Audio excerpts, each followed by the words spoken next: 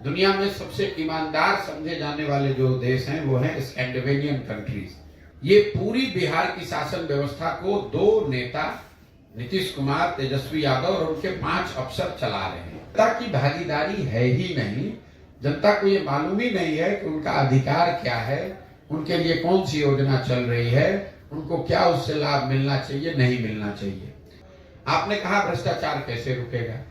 भ्रष्टाचार कैसे रुकेगा, इसके लिए हम उन लोगों में से नहीं है कि खड़ा होकर कहेगा कि हम आएंगे तो भ्रष्टाचार रोक देंगे। भ्रष्टाचार रोकने के लिए दुनिया भर में, पूरे दुनिया में अगर आप देखेंगे कि भ्रष्टाचार किन देशों में सबसे कम है और उन देशों ने भ्रष्टाचार को कैसे रोका है।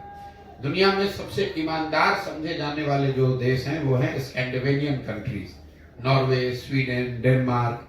वहां पर सबसे कम भ्रष्टाचार है। उन देशों में भ्रष्टाचार को कैसे रोका गया? उन्होंने 4 चीज किए। पहला, ईमानदार जनप्रतिनिधियों का चुनाव होना चाहिए।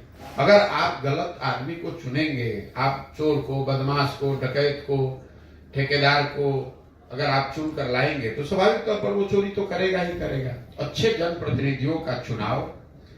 दूसरा, सत्ता और संसाधन का विकेंद्रीकरण। बिहार में अभी जो व्यवस्था है, ये पूरी बिहार की शासन व्यवस्था को 2 नेता नीतीश कुमार, तेजस्वी यादव और उनके 5 अफसर चला रहे हैं।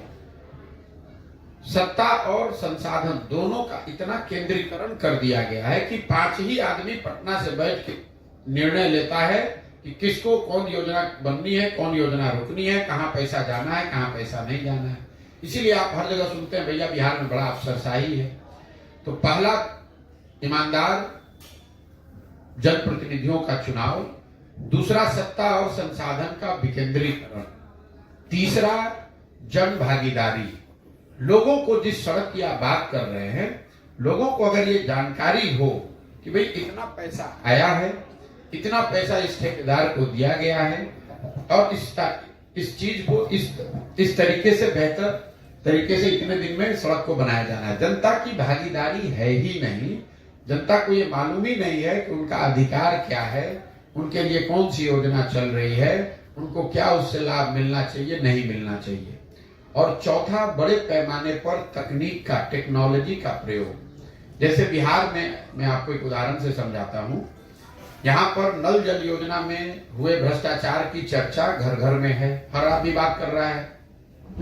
नल जल योजना को बनाते समय जो ये कितना हजारों करोड़ रुपए खर्च किए गए, अगर योजना को बनाते समय उसमें एक टेक्नोलॉजी का प्रयोग किया गया होता, स्मार्ट मीटर लगा दिया गया होता, तो पटना से बैठकर आप ये देख पाते कि कब मोटर ऑन हुआ, कितना पानी डिस्चार्ज हुआ, कितना पानी लोगों को मिला और कितना पानी बर्बाद हुआ।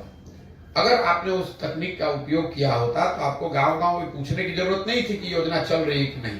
पटना में बैठा हुआ एक कंट्रोल रूम बता सकता था कि आज कितने नल जल योजना में सुबह में 8 बजे मोटर चालू हुआ, कितने जगह मोटर चालू नहीं हुआ, कितने जगह पानी कितना डिस्चार्ज हुआ। इन 4 चीजों के समावेश से भ्रष्टाचार पर बहुत बड़े पैमाने पर अंकुश लगाया जाए। खत्म नहीं होगा, खत्म बिल्कुल नहीं हो सकता है, ये आप मान लीजिए। ये जो कहता है वो झूठ बोलता है।